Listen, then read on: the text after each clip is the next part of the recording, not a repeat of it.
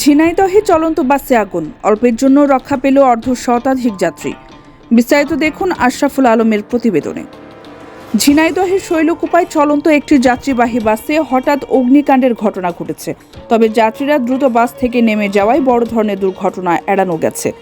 বৃহস্পতিবার সকালে ঝিনাইদহ কুষ্টিয়া মহাসড়কের শৈলকুপা উপজেলার মোহাম্মদপুর বাস স্ট্যান্ড এলাকায় এ ঘটনা ঘটে।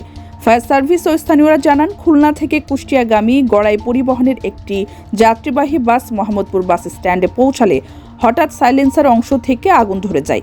মুহূর্তের মধ্যে আগুন ছড়িয়ে পড়তে শুরু করলে যাত্রীরা দ্রুত বাস থেকে নেমে নিরাপদে চলে যান।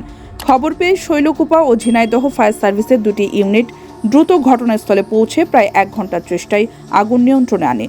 শৈলকুপা ফায়ার স্টেশনের ভারপ্রাপ্ত কর্মকর্তা মোহাম্মদ মহিউদ্দিন জানান, খবর পেয়ে তারা ঘটনাস্থলে পৌঁছে আগুন নিয়ন্ত্রণের কাজ শুরু করেন।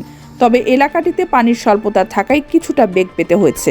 আগুন নিয়ন্ত্রণের শেষ পর্যায়ে ঝিনাইদহ থেকে আরও একটি ইউনিট এসে সহযোগিতা করে। তিনি আরও জানান, যাত্রীরা আগুন লাগার সঙ্গে সঙ্গে দ্রুত নেমে পড়ায় কেউ হতাহত হয়নি। প্রাথমিকভাবে ধারণা করা হচ্ছে বাসের ব্যাটারি থেকে শর্ট সার্কিটের কারণে আগুনের সূত্রপাত হয়েছে। এতে আনুমানিক 12 লাখ টাকার ক্ষয়ক্ষতি হয়েছে।